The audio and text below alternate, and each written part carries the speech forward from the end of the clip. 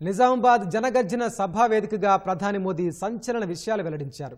GHMC ఎన్నికల తర్వాత ఎన్డీఏలో చేరేందుకు కేసీఆర్ ప్రయత్నించారని తన ప్రతిపాదనను తిరస్కరించినట్లు స్పష్టం చేశారు. పాలనా పగ్గాలు కేటీఆర్కి ఇచ్చేందుకు ఆశీర్వాదం కావాలని అడిగితే ఇది రాచరికం కాదని తేల్చి చెప్పానన్నారు.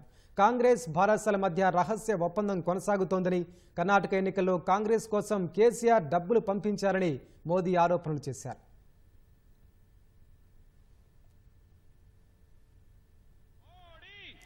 ముఖ్యమంత్రి కేసీఆర్ భారాస సర్కార్ లక్ష్యంగా ప్రధాని మోదీ విమర్శనాస్త్రాలు సంధించారు. నిజామాబాద్లో నిర్వహించిన జనగర్జన సభలో సంచలన విషయాలు వెల్లడించారు. జీహెచ్ఎంసీ ఎన్నికల తర్వాత కేటీఆర్ను ముఖ్యమంత్రిని చేసేందుకు సహకరించాలని తనను కోరితే తిరస్కరించినట్లు మోదీ స్పష్టం చేశారు. पहली बार एक रहस्य खोलने जा रहा हूं। पहले कभी नहीं बताया, आज बता देता हूं। 100% सच्चाई बताने आया हूं मैं आज। जब हैदराबाद म्युनिसिपल कॉरपोरेशन का इलेक्शन हुआ, भारतीय जनता पार्टी 40-45 सीटें जीत करके आ गई। किसी को बहुमत नहीं मिला। केसीआर को सपोर्ट की जरूरत थी और आपने देखा होगा हैदराबाद कॉरपोरेशन के चुनाव के पहले वो एयरपोर्ट में पूरी फौज लेकर के मेरा स्वागत करने के लिए आते थे, बढ़िया बढ़िया माला पहनाते थे, बहुत सम्मान करते थे। याद है ना? फिर क्या हुआ भाई? अचानक बंद हो गए। अचानक इतना गुस्सा क्यों निकल रहा है? इसका कारण यह है कि हैदराबाद के चुनाव के बाद वो दिल्ली मुझे मिलने आए, बहुत बढ़िया मुझे शाल उड़ाई, बहुत मुझे आदर किया और इतना प्यार दिखाया ये केसीआर के कैरेक्टर में ही नहीं है।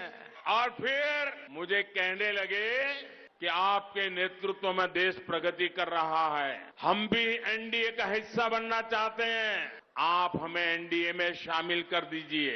मैंने कहा आगे क्या? बोले हैदराबाद में म्युनिसिपल कॉरपोरेशन में हमारी मदद कर दीजिए।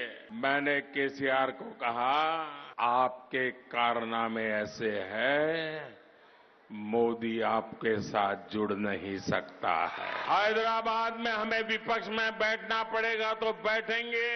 केसीआर की सरकार हमारे कार्यकर्ताओं पर जुल्म करेगी तो जुल्म सहेंगे, लेकिन हम तेलंगाना की जनता से दगा नहीं कर सकते हैं।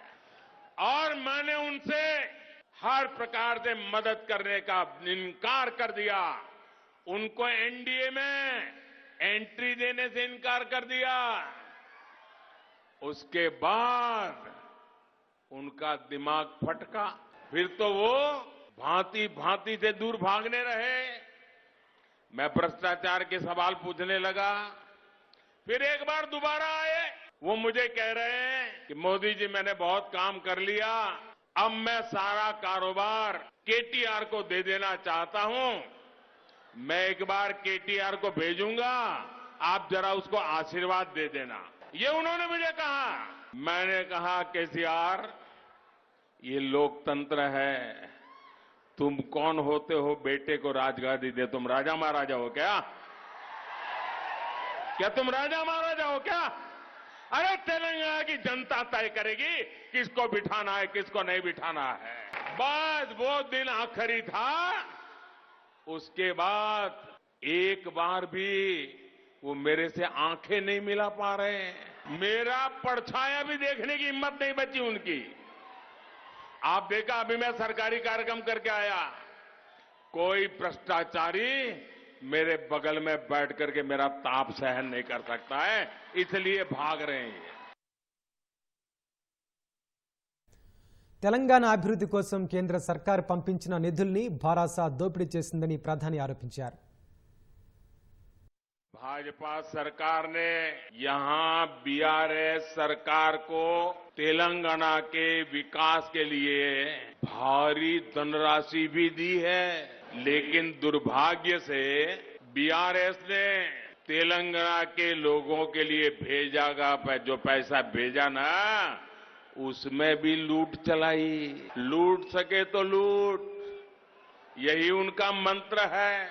लोकतंत्र को लूट तंत्र बना दिया है, प्रजातंत्र को परिवार तंत्र बना दिया है कि वो कैसे आपके एक वोट का उपयोग केवल अपने परिवार को अमीर बनाने में कर रहे हैं।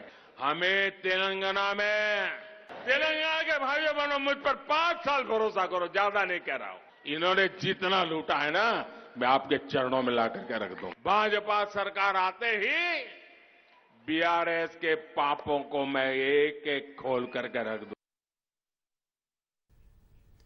కాంగ్రెస్ భారాస తెర వెనుక కూటమి కట్టాయని ఆరోపించారు. తెలంగాణలో దోచుకున్న సొమ్మును కర్ణాటకలో కాంగ్రెస్ విజయానికి ఖర్చు చేశారని ధ్వజమెత్తారు.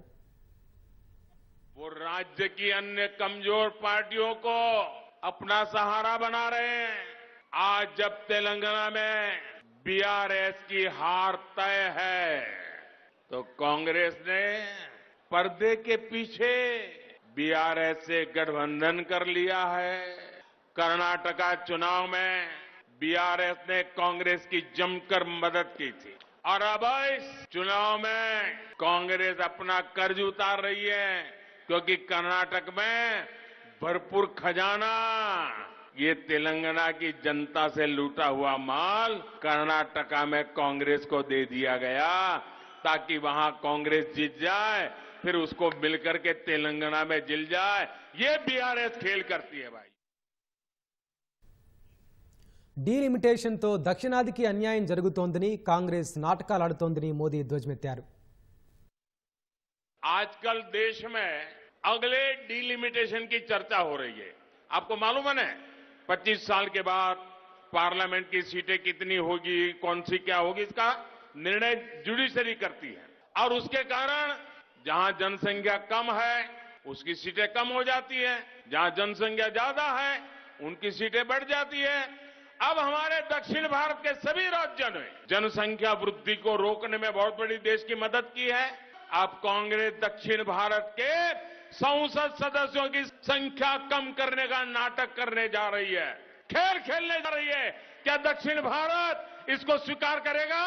क्या दक्षिण भारत कांग्रेस की चाल को स्वीकार करेगा? क्या दक्षिण भारत कांग्रेस को माफ करेगा?